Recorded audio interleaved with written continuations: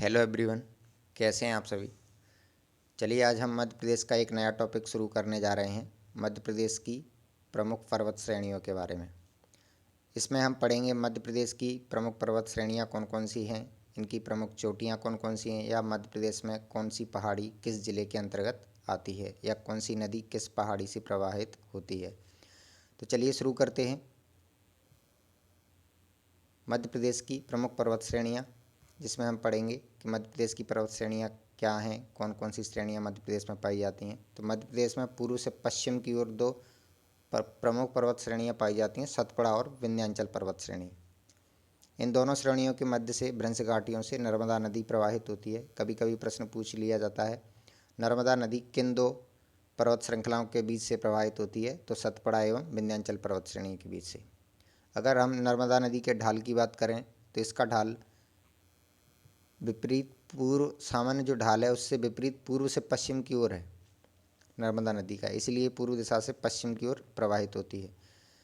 अगर बात की जाए ताप्ती नदी, तो यह किस श्रेणी के दक्षिणी भाग से प्रवाहित होती है, या सतपुड़ा श्रेणी के दक्षिणी जो भाग है वहाँ से प्रवाहित होते हुए।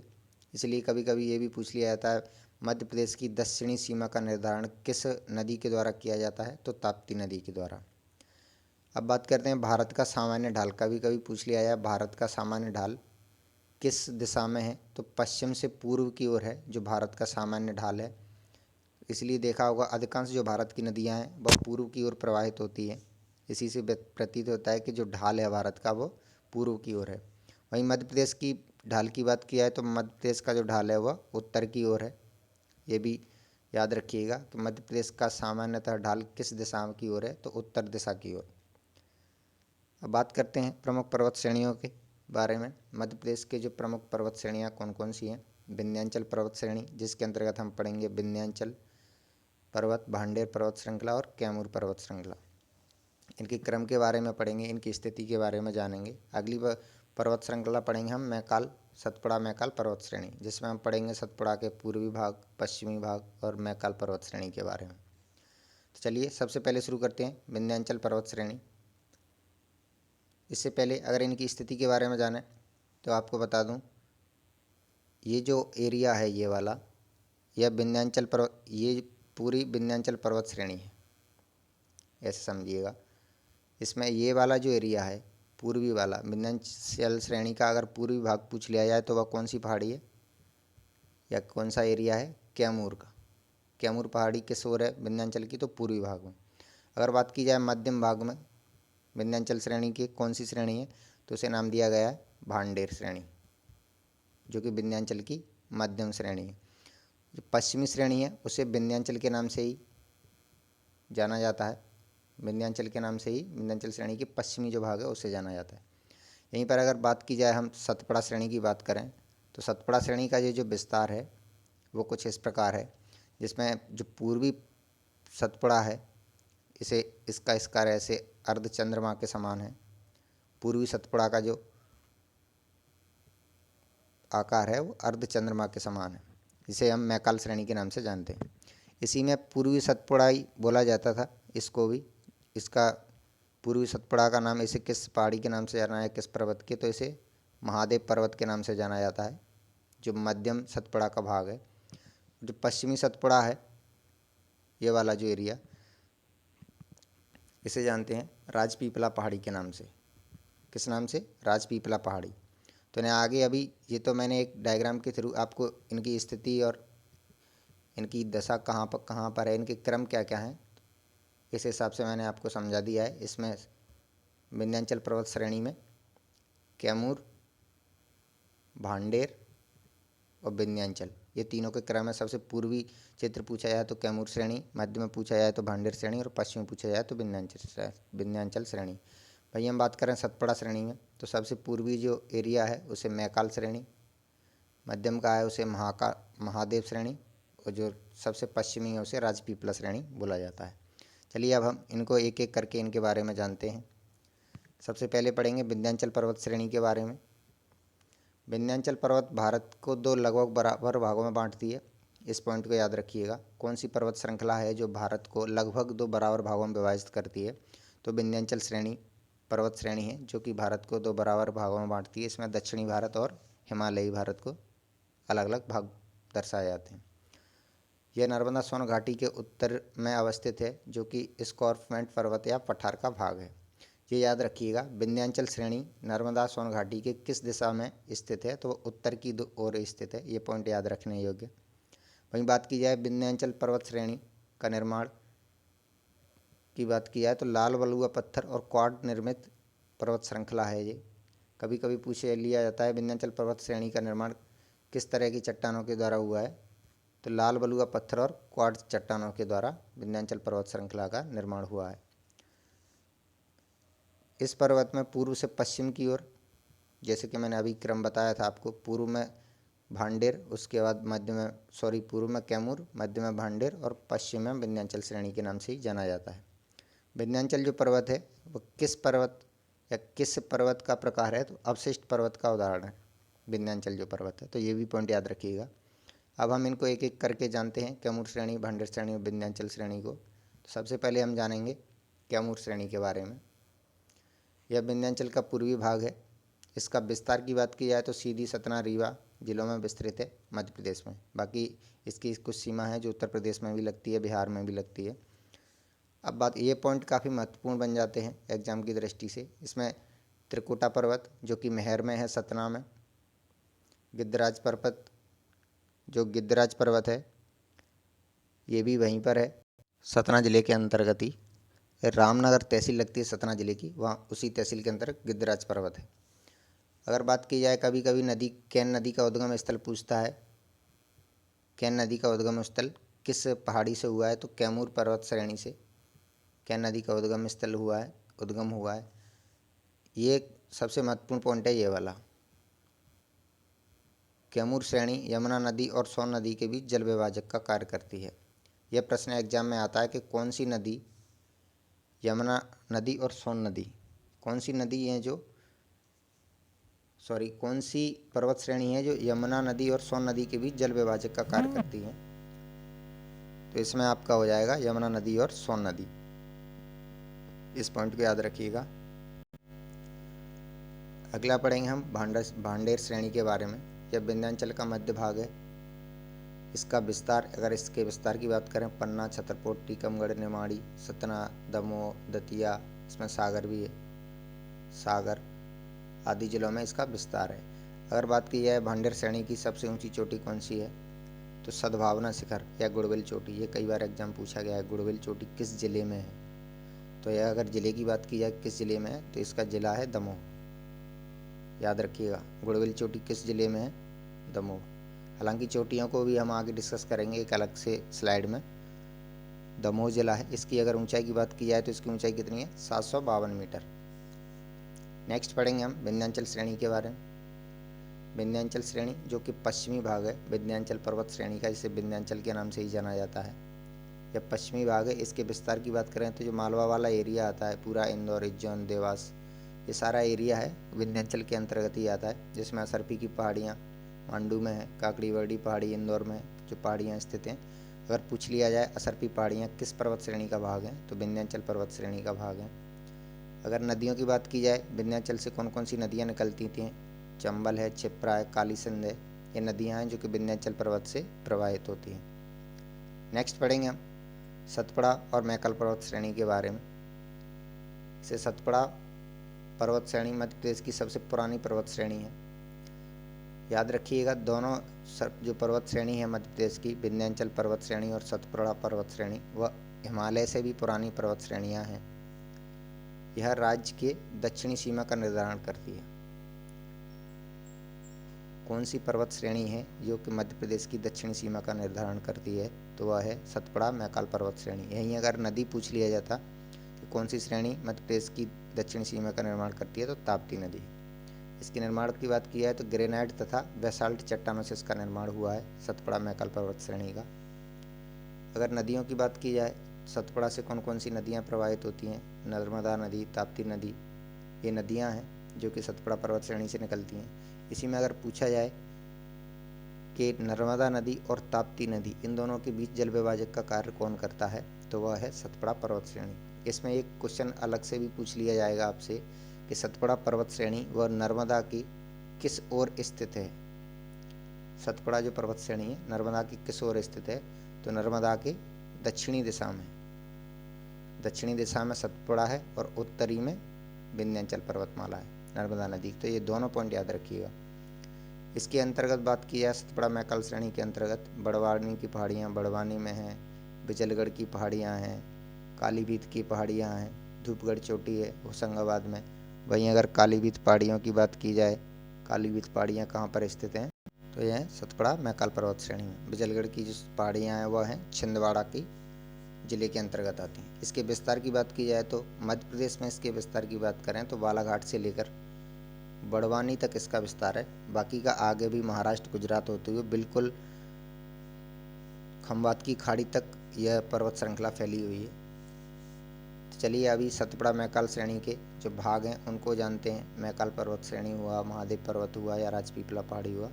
सबसे पहले पढ़ते हैं हम महादेव पर्वत के बारे में। पूर्वी सतपुड़ा के अंतर्गत अब जो महादेव पर्वत है जो पूर्वी सतपुड़ा है उसके अंतर्गत इसका विस्तार माना जाता है। इसे महादेव पर्वत स्थित है, पूर्वी सतपुड़ा है उसकी उसी भाग में। पचमढ़ी के समीप सतपुड़ा की सबसे ऊंची चोटी है धूपगढ़। इसकी ऊंचाई की बात की जाए 1350 मीटर है, जो कि मध्य प्रदेश की सबसे ऊंची चोटी है।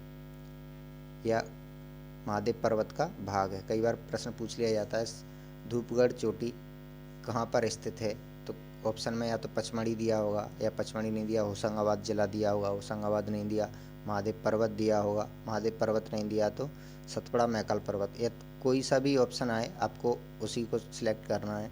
सतपुड़ा पूछे तो सतपुड़ा, महादेव दिया है तो महादेव पर्वत, या पचमढ़ी दिया है पचमढ़ी, या जिला पूछे तो होशंगाबाद। तो ये चारों चीज़ें धूपगढ़ के बारे में याद रखना है आपको। अगर महादेव श्रेणी के विस्तार की बात की जाए तो इसका जो विस्तार है सिवनी, छिंदवाड़ा, नरसिंहपुर, होशंगाबाद जिलों में इसका विस्तार देखा गया है महादेव पर्वत का। यह ब्लॉक पर्वत या अवरोधी पर्वत का उदाहरण है। कई बार पूछ लिया जाता है महादेव पर्वत किस प्रकार के पर्वत का उदाहरण है, तो यह ब्लॉक पर्वत का उदाहरण है। ब्लॉक पर्वत यानी जैसे कि जो पृथ्वी में तनाव और खिंचाव की स्थिति से जो पर्वत बनते हैं उन्हें कहा जाता है ब्लॉक पर्वत। जैसे एक ये पर्वत है, वहीं दूसरा ये नीचे धस गया पर्वत, एक ये ऊपर पर्वत है फिर धस गया, तो इनका समान मेज के आकार की इनका समान हो जाता है। तो इसे भी याद रखिएगा कि किस प्रकार के पर्वत का उदाहरण है, तो यह ब्लॉक पर्वत या अवरोधी पर्वत का उदाहरण। नेक्स्ट पढ़ते हैं आप मैकाल पर्वत। यह सतपुड़ा का पूर्वी भाग है। जो सबसे पूर्वी भाग है उसे कौन सा पर्वत कहा जाता है? मैकाल पर्वत, सतपुड़ा मैकाल श्रेणी। इसके विस्तार की बात की जाए डिंडोरी, मंडला, शहडोल, अनूपपुर। इसके अलावा जो अधिकांश भाग है मैकाल पर्वत का वो छत्तीसगढ़ में विस्तृत है। वहीं इसकी ऊंची चोटी की बात की जाए, मैकाल पर्वत की सबसे ऊंची चोटी कौन सी है, तो वह है अमरकंटक, जिसकी ऊंचाई की बात की जाए तो 1064 मीटर। यह किस जिले में है, तो यह है अनूपपुर, अनूपपुर में है अमरकंटक। इससे नदियों की बात की जाए नर्मदा नदी, सोन नदी, जोहेला नदी, महानदी एवं बैनगंगा नदी मैकाल पर्वत श्रेणी से निकलती हैं। अगर प्रश्न पूछ लिया जाता है नर्मदा का, सामान्य पूछा जाता है कि नर्मदा नदी का उद्गम स्थल कहाँ से है, तो अमरकंटक से। अगर इसमें अमरकंटक न देते हुए अगर आपको पर्वत दे दिया जाए कि नर्मदा नदी किस पर्वत श्रेणी से निकलती है, तो इसमें आपको मैकाल पर्वत याद रखना होगा।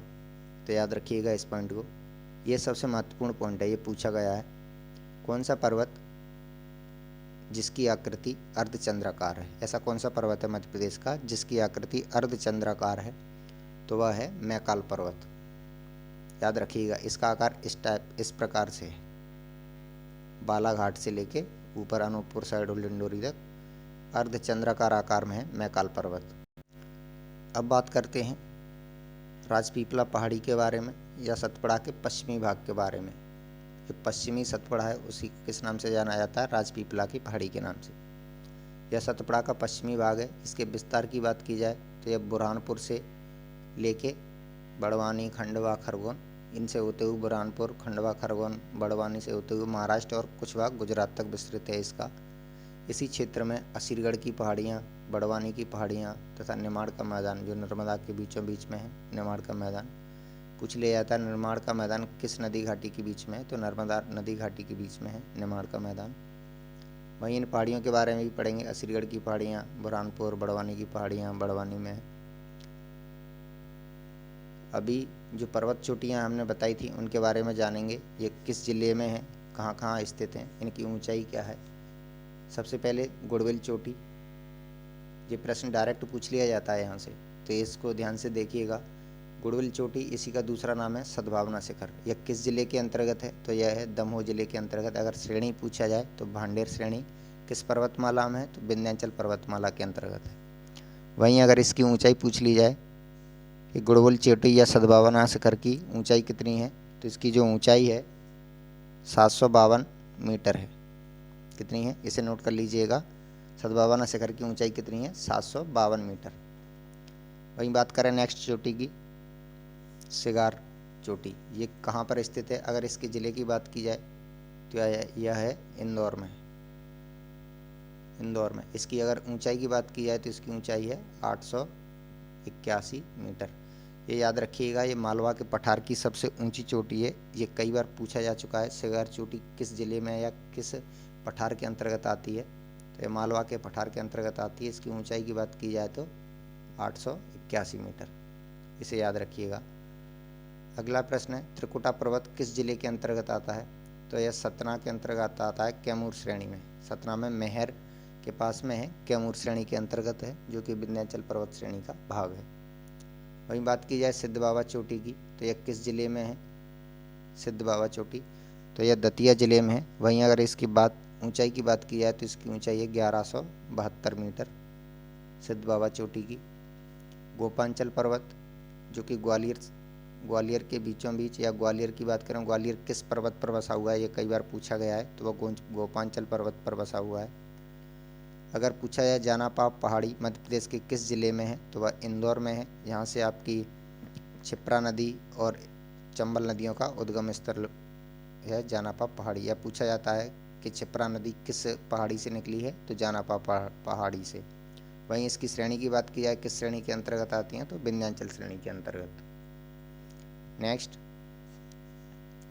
मध्य प्रदेश की पर्वत चोटियों में ही हम पढ़ें अमरकंटक की चोटी, तो यह किस जिले के अंतर्गत है, तो अनूपपुर के अंतर्गत है। श्रेणी पूछा जाए तो मैकाल श्रेणी। अगर पूछा जाए अमरकंटक की ऊंचाई कितनी है, तो इसकी ऊंचाई है 1065 मीटर, ये भी याद रखिएगा। अमरकंटक की ऊंचाई पूछ ली जाती है, कितनी है, 1065 मीटर। अब बात करें धूपगढ़ की चोटी, तो यह कहाँ पर है, स्थान पूछे तो पचमढ़ी, जिला पूछे तो होशंगाबाद, अगर पर्वत पूछे तो महादेव, वहीं पर्वत श्रेणी या पर्वतमाला पूछे तो सतपुड़ा।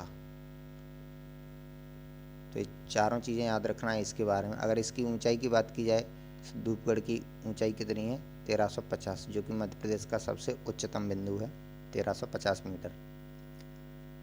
अब पूछा जाए चूलगिरी चोटी, चूलगिरी चोटी किस श्रेणी के अंतर्गत आती हैं, तो यह राजपीपला पहाड़ी या राजपीपला श्रेणी के अंतर्गत आती हैं, जो कि सतपुड़ा का पश्चिमी भाग है। वहीं आपसे अगर पूछा जाए बड़वानी की पहाड़ियाँ, तो बड़वानी जिले में है, राजपीपला श्रेणी के अंतर्गत। असीरगढ़ की पहाड़ियाँ, बुरहानपुर, जो कि बुरहानपुर जिले के अंतर्गत हैं, सतपुड़ा श्रेणी के अंतर्गत आती हैं। कालीभीत पहाड़ियों की बात की जाए तो ये भी सतपुड़ा श्रेणी के अंतर्गत आती हैं। अगला है बिजलगढ़ श्रेणी या बिजलगढ़ पहाड़ी, या इसके ज़िले की बात की जाए तो ये छिंदवाड़ा जिले के अंतर्गत आती हैं, जो कि महादेव पर्वत का ही एक भाग है। नेक्स्ट बात करते हैं, कुछ और भी पॉइंट्स हैं, इनको मैप के थ्रू मैंने नोट किया है, इन्हें भी देखिएगा। अगर अच्छा लगे तो स्क्रीनशॉट ले लीजिएगा इसका। अगर पूछा जाए गोपांचल पर्वत, तो ये कहाँ पर है, ग्वालियर में। सिद्ध बाबा चोटी, इसकी ऊंचाई की बात की जाए 1172, किस जिले में है, तो ये दतिया जिले में। अब पूछा जाए आपसे धूपगढ़ चोटी 1350, पचमढ़ी, होशंगाबाद में महादेव पर्वतमाला, बिजलगढ़ की पहाड़ियाँ छिंदवाड़ा, सतपुड़ा श्रेणी के अंतर्गत। असीरगढ़ की पहाड़ियाँ बुरहानपुर, ये भी सतपुड़ा श्रेणी के अंतर्गत। ये जो श्रेणियाँ हैं या ये जो पहाड़ियाँ या पर्वत चोटियाँ, ये सभी सतपुड़ा श्रेणी के अंतर्गत आती हैं, जिसमें से अमरकंटक की चोटी 1065 अनूपपुर जिले में। लमेटा हिल्स, ये काफ़ी महत्वपूर्ण है, जो पूछी जा चुकी हैं, लांजी हिल्स और लमेटा हिल्स, इनको याद रखिएगा, बहुत ही महत्वपूर्ण है ये दोनों। ये कई बार पूछी जा चुकी हैं, लांजी हिल्स और लमेटा हिल्स। लमेटा हिल्स की बात की जाए तो जबलपुर में है, वहीं लांजी हिल्स बालाघाट में। या कई बार पूछी जा चुकी हैं, इन्हें ज़रूर याद रखिएगा। अब बात करें गिद्धराज पर्वत की, तो ये कहाँ पर है? यह मेहर में है, सतना। सद्भावना शिखर या गुड़बिल चोटी, इसकी बात की जाए तो यह 752 मीटर इसकी ऊंचाई है। किस जिले में है? यह दमोह जिले में है।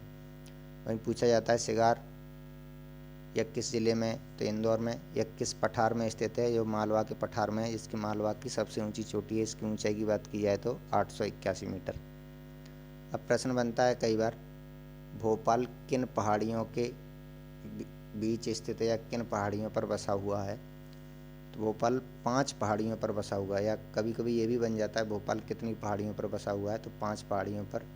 अगर उनके नाम पूछे तो श्यामला हिल्स सुना होगा आपने, Nyori hills, Arera hills, Katara hills एवं ईदगाह हिल्स। ये 5 पहाड़ियाँ हैं जिन पर भोपाल बसा हुआ है, तो इनके नाम याद रखिएगा। कई बार पूछा जाता है कौन सी पहाड़ी, या पूछ लिया जाए आपसे भोपाल में स्थित है या भोपाल में स्थित नहीं है, तो ये 5 नाम आपको अगर याद होंगे तो आप आसानी से ये प्रश्न कर सकते हैं, इसीलिए याद रखिएगा। तो दोस्तों वीडियो कैसा लगा आपको? अगर मेरा कंटेंट अच्छा लगा हो तो प्लीज़ चैनल को लाइक करें, शेयर करें, सब्सक्राइब करना ना भूलें। अगर आप इसी वीडियो की PDF चाहते हैं तो आप हमारे टेलीग्राम चैनल पर जाकर टेलीग्राम ज्वाइन करें। यहाँ पर मैं आपको फ्री में PDF उपलब्ध करवा दूँगा या PDF अपलोड कर दूँगा शाम तक।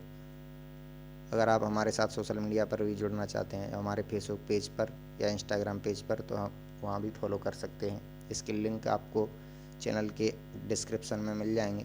अगर PDF आपको चाहिए तो आप डिस्क्रिप्शन में लिंक है, आप वहाँ से टेलीग्राम चैनल ज्वाइन कर सकते हैं और PDF ले सकते हैं। थैंक यू दोस्तों, जय हिंद।